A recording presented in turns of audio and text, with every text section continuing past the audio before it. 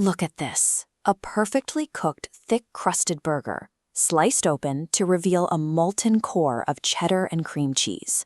Today, we are going to build exactly this, a loaded bacon and cheese stuffed burger.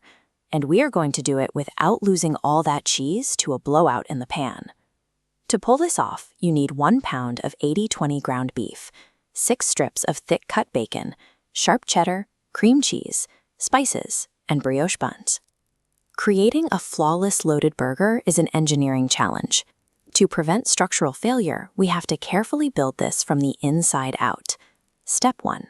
Dice 2 strips of bacon and fry them until crispy. Once they are done, pull the bacon bits out, but leave all that rendered grease right in the pan. We need that for later. Never put raw bacon inside your burger core. The internal temperature of a thick patty simply won't get high enough to cook the bacon safely. Now, mix up the core. Combine a scoop of cream cheese, some shredded cheddar, those cooked bacon bits, and a dash of garlic powder. Work it together until you have a thick, uniform paste. Scoop that mixture out and roll it into smooth, golf ball-sized spheres. Place these cheese spheres in the refrigerator for 30 minutes. Do not skip this step. If you skip the chill, you invite a cheese blowout.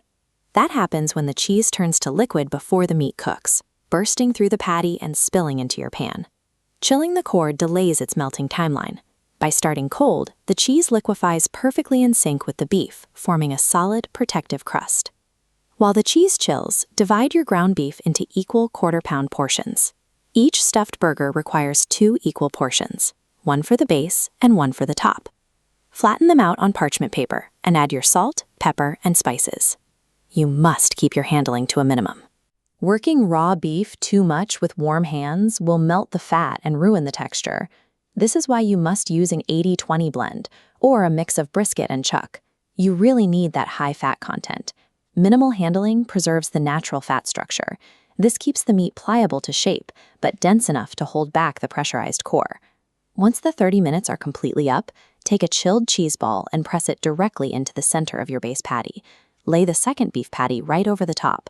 Align the outer edges of the top and bottom layers. Use your thumbs to press and massage the raw edges together. You want to completely erase the seam between the 2 patties. Check the entire perimeter. Any small gap, surface crack, or thin spot in the meat wall acts as an escape route for the filling. Once sealed, gently pat the assembled meat into a thick, uniform disc shape. A 100% gapless seal is the only physical barrier capable of trapping the molten, pressurized cheese during the intense heat of the sear. Bring that cast iron skillet with the reserved bacon grease back up to medium-high heat. When the thick, stuffed patty hits the iron, hot bacon fat will immediately start bubbling violently around the edges, transferring heat directly into the meat. Let it cook for exactly 5 to 6 minutes per side.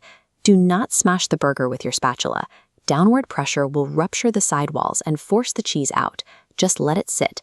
Heat radiates evenly into the patty, establishing a dark, caramelized bottom crust needed to support the molten center before you flip.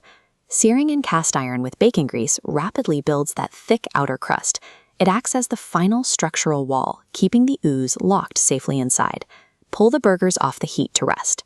Take your brioche buns and drop them right into the remaining pan drippings to get a quick toast. Now, assemble. Start with the toasted bottom bun, add your favorite sauces, set the massive patty in place, and top it off with the remaining whole strips of cooked bacon. Take a bite. You get the deep contrast of a dark, dense, seared crust, holding back a bright, flowing cheese core. By taking the time to control the temperature and master the internal architecture, you have successfully trapped the ultimate flavor payoff inside the burger. Now, get to the kitchen and try it yourself.